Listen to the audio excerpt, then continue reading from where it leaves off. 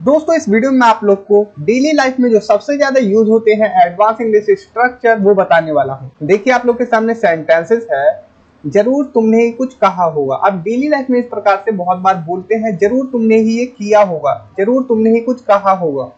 इसी प्रकार से देखिए, खाना बासी लग रहा है और ऐसा लगता है कि खाना बासी हो गया है। इन दोनों सेंटेंसेस में बहुत ज्यादा अंतर है। दोनों स्ट्रक्चर आपको बताऊंगा। यहाँ खाना बना था, यहाँ खाना बनता था।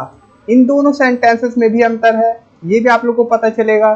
खाना बन रहा है, उसमें चाटे लग रहे हैं, चाय बन रही थी, यहाँ कुर्सियां बिकती हैं। तो इस प्रकार के हिंदी सेंटेंसेस आप लोग डेली लाइफ में बहुत ज्यादा यूज करते हैं, लेकिन इनकी इंग्लिश कैसे बनेगी, स्ट्रक्चर क्या होगा, सब कुछ आपको इसी वीडियो में पता चलेगा। तो आइए इस वीडियो को शुरू कर देते हैं। मैं हूं अनिल कुमार और आप लोग देख रहे हैं डेली इंग्लिश फॉर ऑल। तो देखिए, जब भी आप लोग को कहना हो जरूर तुमने ही कुछ कहा होगा या जरूर किसी ने कुछ किया होगा, इस प्रकार के जब सेंटेंसेस बनाने हो तो आप लोग स्ट्रक्चर का यूज करते हैं। मैं आपको दिखा देता हूं। सबसे पहले आप लगाते हैं सब्जेक्ट, उसके बाद मस्ट का यूज करते हैं, हैव, और इसके साथ आती है वर्ब की थर्ड फॉर्म, और उसके बाद अदर वर्ड्स। जैसे जरूर तुमने ही कुछ कहा होगा, तो तुमने मतलब कि यू सब्जेक्ट है यहाँ पर। उसके बाद मस्ट, हैव, कहने को इंग्लिश में से बोलते हैं, इसके third form said something. You must have said something, जरूर तुमने ही कुछ कहा होगा। इसी प्रकार से जरूर आप उनसे मिले होंगे, तो खुद से बनाने की कोशिश करिए। स्ट्रक्चर मैंने आप लोग को बता ही दिया। You must have made him, या हर, अगर लड़की की बात है कि लड़की से मिले होंगे तो हर हो जाएगा, पुरुष की बात है तो हिम। जरूर कल रात बारिश हुई होगी, क्योंकि मौसम की बात है तो इट का यूज करेंगे सब्जेक्ट के रूप में। इट मस्ट हैव, वर्ब की third form rain, last night. जरूर कल रात बारिश हुई होगी, it must have rain last night. अब देखिए, मस्ट हैव का जो यूज है वो एक और जगह होता है, जब हमें कहना हो कुछ करना ही चाहिए था। जैसे तुम्हें उसे बुलाना ही चाहिए था, स्ट्रक्चर सेम होता है। सब्जेक्ट यू है यहाँ पर, उसके बाद मस्ट हैव, कॉल्ड हिम, तुम्हें उसे बुलाना ही चाहिए था, you must have called him. Okay, आप कहेंगे ये दोनों स्ट्रक्चर सेम लगते हैं। तो देखिए, मस्ट हैव प्लस वर्ब की थर्ड फॉर्म से हम पास्ट का अंदाजा भी बताते हैं। जैसे कि ये है, जरूर आप उनसे मिले होंगे, you must have met him. हम अंदाजा लगा रहे हैं कि जरूर आप उनसे मिले होंगे, ठीक है, ये अंदाजा है। अगर हम पास्ट की किसी एडवाइस की बात करें तो हम मस्ट हैव वर्ब की थर्ड फॉर्म का यूज कर सकते हैं। You must have called him, तुम्हें उसे बुलाना ही चाहिए था। या फिर इसका मतलब आप ये भी समझ सकते हैं, जरूर तुमने ही उसे बुलाया होगा। पास्ट की एडवाइस भी समझ सकते हैं और पास्ट का अंदाजा भी समझ सकते हैं। तो ये कन्वर्सेशन पे डिपेंड करता है कि मस्ट हैव प्लस वर्ब की थर्ड फॉर्म का क्या मीनिंग आ रहा है। तो इतना क्लियर है। अब देखिए, तुम्हें उसे पीटना ही चाहिए था, तो you must have beaten him, you must have beaten him, तुम्हें उसे पीटना ही चाहिए था। या फिर आप इस सेंटेंस को ये भी समझ सकते हैं कि जरूर तुमने ही उसे पीटा होगा।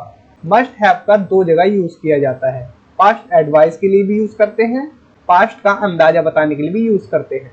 अब देखिए, सेकंड स्ट्रक्चर है खाना बन रहा है। खाना बन रहा है जब हम बोलते हैं तो इसका स्ट्रक्चर कुछ इस प्रकार से होगा। सबसे पहले हम ऑब्जेक्ट को रखेंगे, उसके बाद ऑब्जेक्ट के अनुसार हम इज, एम, आर का यूज करेंगे, उसके बाद बीइंग, उसके बाद वर्ब की थर्ड फॉर्म। ओके, तो ये आपका स्ट्रक्चर हो जाएगा। इस सेंटेंस को बनाते हैं खाना बन रहा होगा, तो यहाँ पर ऑब्जेक्ट है फूड। फूड को मैं ऑब्जेक्ट क्यों कह रहा हूँ, क्योंकि खाना खुद तो बनेगा नहीं, कोई उसे बना रहा होगा, उसे हम यहाँ पर नहीं बता रहे हैं। और यहाँ पर ये जो स्ट्रक्चर है ये प्रेजेंट कंटिन्यूअस का पैसिव है। इज बीइंग कुक्ड, खाना बन रहा है, फूड इज बीइंग कुक्ड। कृपया प्रतीक्षा करें, चाय बन रही है। खुद से बनाने की कोशिश करिए, please wait, please wait, tea is being made. कृपया प्रतीक्षा करें, प्लीज वेट, चाय बन रही है, टी इज बीइंग मेड। अब देखिए, सड़क बन रही है। सड़क बन रही है को कैसे बनाएंगे, सबसे पहले सड़क को लेते हैं, द रोड इज, उसके बाद बीइंग कंस्ट्रक्टेड, सड़क बनने को कंस्ट्रक्ट बोलते हैं, इसकी थर्ड फॉर्म कंस्ट्रक्टेड।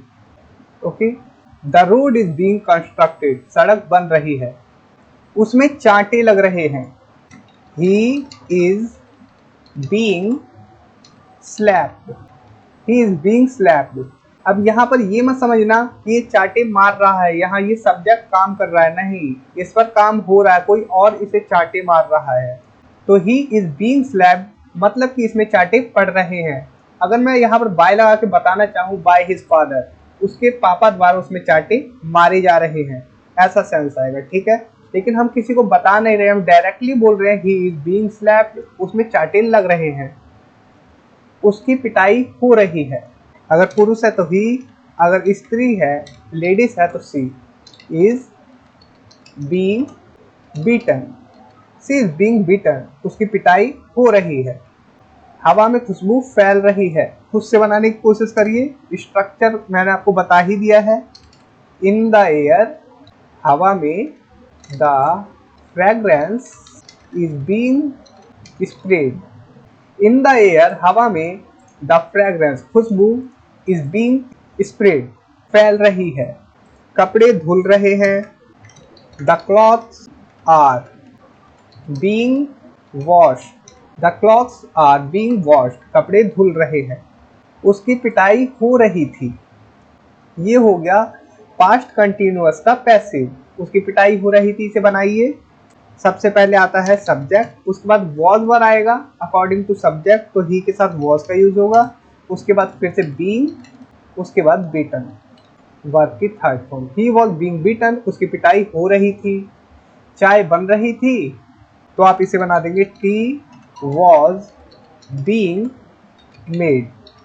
यहाँ कुर्सियाँ बिकती है, मतलब ये सिंपल प्रेजेंट टेंस का पैसिव है। सबसे पहले हम ऑब्जेक्ट रखते हैं, उसके बाद is am are according to object, उसके बाद वर्ब की थर्ड फॉर्म, और उसके बाद अदर वर्ड आ सकते हैं। तो यहाँ कुर्सियाँ बिकती हैं, चेयर्स हमारा ऑब्जेक्ट है, चेयर्स, क्योंकि कुर्सियाँ खुद नहीं बिकती, उन्हें कोई बेचता है, उसके बारे में हम नहीं बता रहे क्योंकि ये पैसिव है। काम कौन कर रहा है उसके बारे में हम नहीं बताते, तभी हम पैसिव का यूज करते हैं। तो इतना क्लियर है। चेयर्स आर सोल्ड हेयर, यहाँ कुर्सियाँ बिकती हैं। वहाँ इंग्लिश सिखाते हैं, या फिर वहाँ इंग्लिश सिखाई जाती है, तो ऑब्जेक्ट है English is taught there, English is taught there, वहाँ इंग्लिश सिखाते हैं। यहाँ खाना बनता था, अगर आप कहें ऑब्जेक्ट, इस स्ट्रक्चर को बता रहा हूँ, देखिए object was verb according to object, उसके बाद वर्ब की थर्ड फॉर्म। ये सिंपल पास्ट का पैसिव है, लेकिन ये सिंपल पास्ट का पैसिव नहीं लगता। अभी मैं आपको बताता हूँ, देखिए किस प्रकार से। अगर हम इसे बना दें फूड वॉज कुक्ड हेयर, तो इस सेंटेंस का क्या मतलब हो गया, यहाँ खाना बना था। ओके, इस सेंटेंस को बनाने के लिए आपको यूज करना पड़ेगा कुछ इस प्रकार से, food used to be, use to be का यूज करना पड़ेगा, मतलब कि यूज टू के पैसिव का यूज करना पड़ेगा। यहाँ खाना बनता था, food use to be cooked here. अगर आप ये समझें कि यहाँ खाना बनता था और आप बोलते हैं फूड वॉज कुक्ड हेयर, तो ये आपका सेंटेंस गलत हो जाएगा, क्योंकि इस सेंटेंस का मतलब ये है कि यहाँ खाना बना था। ओके, कोई काम पास्ट में हुआ था किसी समय पर, तो हम उसके लिए सिंपल पास्ट का यूज करते हैं। लेकिन कोई काम होता रहता था पास्ट में, यहाँ खाना बनता था मतलब कि बनाया जाता था हमेशा, मतलब कि रिपीटेशन होता था, बार बार वो काम किया जाता था पास्ट में, तो उसके लिए हम यूज टू का यूज करते हैं। और यूज टू का पैसिव होता है यूज टू बी, उसके बाद वर्ब की थर्ड फॉर्म। ओके, अगर हम कहें 2 साल पहले वहाँ कपड़े बिकते थे, अब आप इसे कौन से पैसिव में बनाएंगे, सिंपल पास्ट के पैसिव में या फिर यूज टू के पैसिव में। तो वहाँ कपड़े बिकते थे मतलब बेचे जाते थे, ये काम होता रहता था पास्ट में, ऐसा सेंस आ रहा है। तो clothes used to be sold there 2 years ago। अगर आप कहें clothes were sold there 2 years ago, तो क्या सेंस आएगा, इस सेंटेंस का मतलब है 2 साल पहले वहाँ कपड़े बेचे जाते थे या बिकते थे। यूज्ड टू बी यहाँ पर काम के रिपीटेशन को बता रहा है कि पास्ट में वो काम किया जाता था बार बार। यहाँ पर clothes were sold there 2 years ago, 2 साल पहले वहाँ कपड़े बेचे गए थे। ठीक है, ये सेंस है, मतलब 2 साल पहले वहाँ कपड़े बेचे गए थे, हो सकता है कि अब भी बेचे जाते हो। और यूज टू बी का जब यूज कर रहे हैं कि वहाँ कपड़े बिकते थे 2 साल पहले, मतलब कि वो काम अब नहीं होता है। तो इतना क्लियर हुआ होगा। इसी प्रकार से देखिए, खाना बासी लग रहा है। अगर हम कहें खाना बासी लग रहा है, तो इस प्रकार के सेंटेंस बनाने के लिए आप सीम का यूज करते हैं। तो स्ट्रक्चर होता है, सबसे पहले हम सब्जेक्ट को रखते हैं, उसके बाद सीम्स अकॉर्डिंग टू सब्जेक्ट, इसमें according to tense and subject यहाँ पर हम सीम का यूज करते हैं। तो टू बी होगा, सीम्स टू बी स्टेल। तो the food seems to be stale, मतलब कि खाना बासी लग रहा है, ऐसा प्रतीत हो रहा है कि खाना बासी है।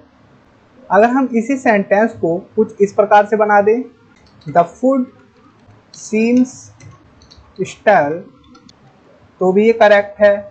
और यहाँ पर मैं आपको बताऊं, खाना बासी लग रहा है या खाना बासी लगता है, तो भी हम सीम्स का ही यूज करेंगे। यहाँ पर सिंपल प्रेजेंट टेंस का, यहाँ पर हम कभी कंटिन्यूअस फॉर्म में नहीं रखते हैं, सीम को सीमिंग नहीं करेंगे। अगर आप ये समझ रहे हैं the food is seeming to be stale, तो ये गलत हो जाएगा। ठीक है, कभी भी कंटिन्यूअस फॉर्म में नहीं रखेंगे, मतलब कि आईएनजी नहीं लगाएंगे सीम के साथ। और इसी सेंटेंस को आप एक और तरीके से बना सकते हैं, इट सीम्स करके। इट सीम्स ऐसा लगता है, दैट कि फूड इज स्टेल, खाना बासी है। ओके, खाना बासी लगता है, खाना बासी लग रहा है, ये सेंस है। लेकिन अगर हम कहें ऐसा लगता है कि खाना बासी हो गया है, तो आप इस प्रकार से बनाएंगे, it seems that the food has become stale. It seems that ऐसा लगता है कि the food has become stale, खाना बासी हो गया है। प्रेजेंट परफेक्ट का यूज किया हमने, ये हैड के बाद बिकम जो है वर्ब की थर्ड फॉर्म है। तो thanks for watching, take care, bye.